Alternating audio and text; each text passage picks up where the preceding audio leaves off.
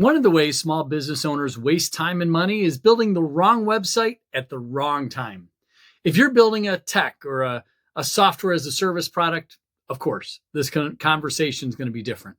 But for the typical service or small business owner, this absolutely applies.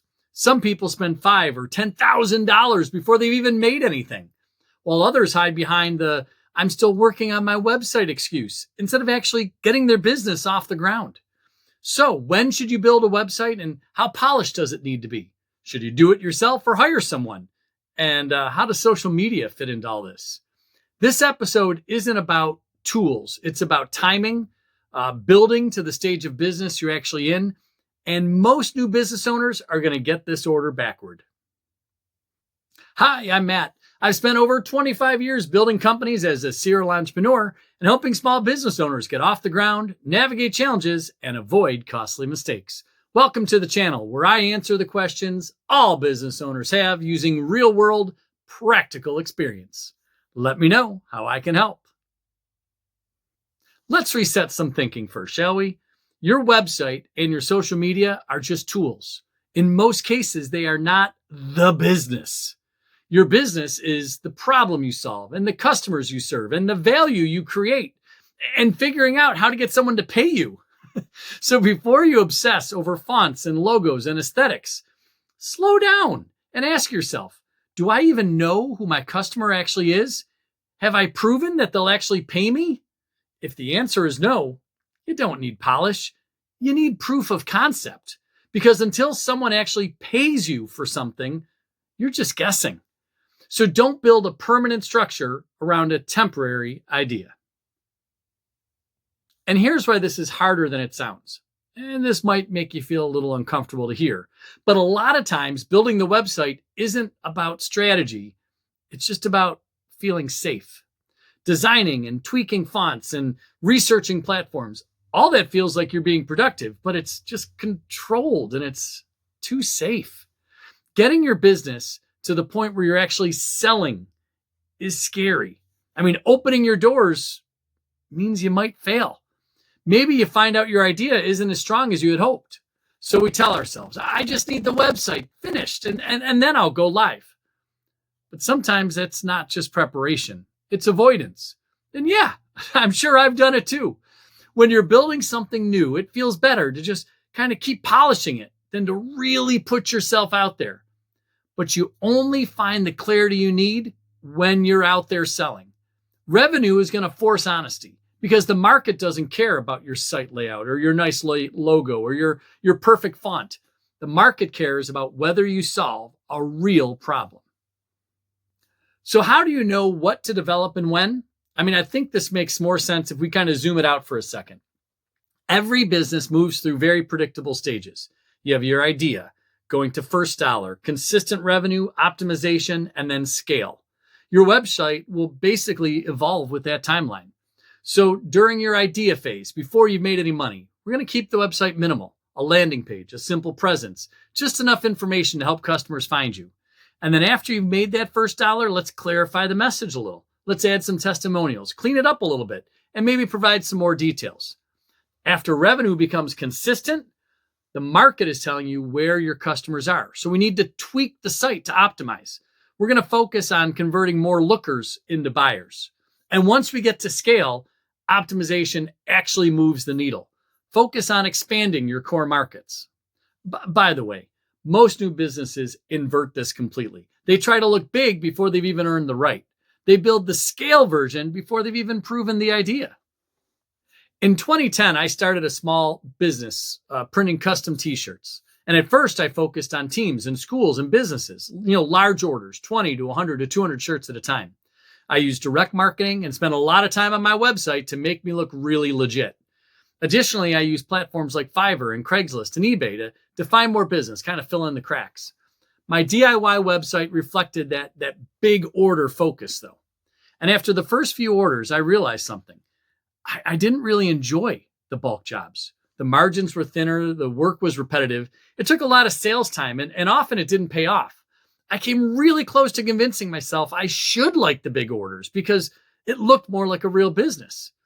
But what I actually enjoyed and what was actually more profitable per piece were custom small runs, 1 to 5 shirts at a time, family trips, bachelorette parties, funny gifts, the end consumers. So I quickly refocused the website around that. Now imagine if I had spent weeks or thousands of dollars building a polished professional website, optimized around school and team and business orders. I would have wasted time pushing the wrong business model, one I didn't even like. Revenue showed me what I actually enjoyed and what was actually profitable. Because the market clarified what I didn't see in the beginning. And, well, it was simple. The website, I could change it quickly to reflect my new focus. It's really hard not to want to upgrade your website as quickly as possible, to make your business seem more respectable. But instead of guessing on when to do it, set specific milestones. Maybe you're ready to invest more seriously in your website when revenue becomes consistent, when web traffic is steady instead of just kind of random, if you have more and more testimonials that you're proud of, or you see trends of products that your customers enjoy most. That's movement from just an idea or a gut feeling to a very specific timeline, backed by real analytics. And that's when credibility starts paying off, because you're not guessing who you are or the direction to go. Your customers have told you. And that's the best feedback you can get. Polish doesn't necessarily create revenue at the beginning, but once revenue exists, polish will improve that conversion. Now let's talk about outsourcing website design. Personally, I'm a big fan of building it myself, but I'm more of a builder, and I love that part. I also appreciate being able to make changes, big or small, really quickly. Here's how I see it. In the early stages, cash is tight. Messaging is still evolving. Your time isn't even fully monetized. You're not just saving money, you're building clarity still. So a simple website consisting of a page or two makes the most sense. It's easy to do that yourself, and early on, those simple tools are great. But once you're busy selling, once your time becomes more valuable, once design maybe is hurting your credibility, that makes it a tougher decision. Do you enjoy the process of designing a site? Are you good at it? Has your initial direction shifted after your customers have told you what they wanted? At this point, you can really go either way. Continue updating your original design or hire someone to just take it to the next level. And then once revenue is consistent and you're hitting new milestones every month, now it's time to make that big upgrade. Maybe that's where a designer can help. If you're worth $150 an hour and you're spend 40 hours wrestling with the site builder app, that can be an expensive trade-off. There's one more piece of the puzzle maybe you haven't thought about if you've never used a designer before. And hiring a designer doesn't mean you just kind of hand it all off and you're done working, like your taxes. Instead, it means you're basically just done building it yourself, but you're not done thinking, because designers need a lot from you.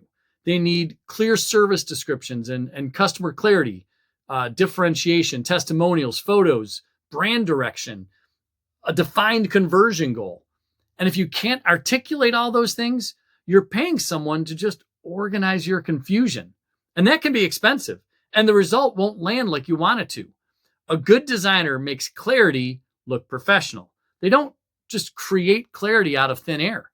So before hiring anyone, you should know what problem you solve, who you solve it for, maybe why you're different, and what action you want visitors to take, whether you need e-commerce or not. And if you don't know those things yet, you're still in the business development. You're just not ready for design development.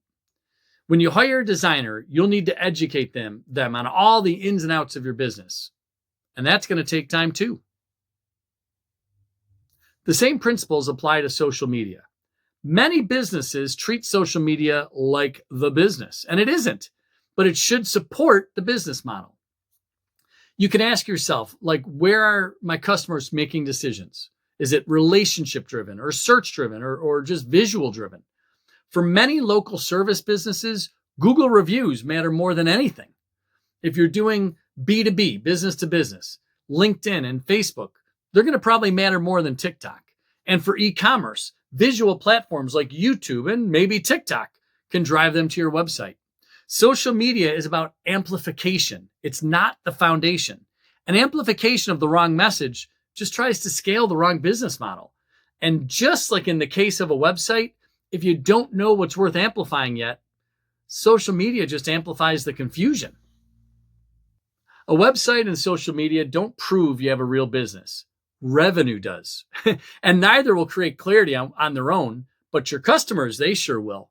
So build what you've earned the right to build. And remember, you can always outsource design and coding and outsource SEO, but you cannot outsource understanding your own business. And if you try to, it's going to show. So start with clarity and build the online presence that matches it. Thanks so much for watching. If this was helpful, like, subscribe, and drop a comment or email. That's where I turn for future topics. Now, take a breath. You've got this. All right, what's next?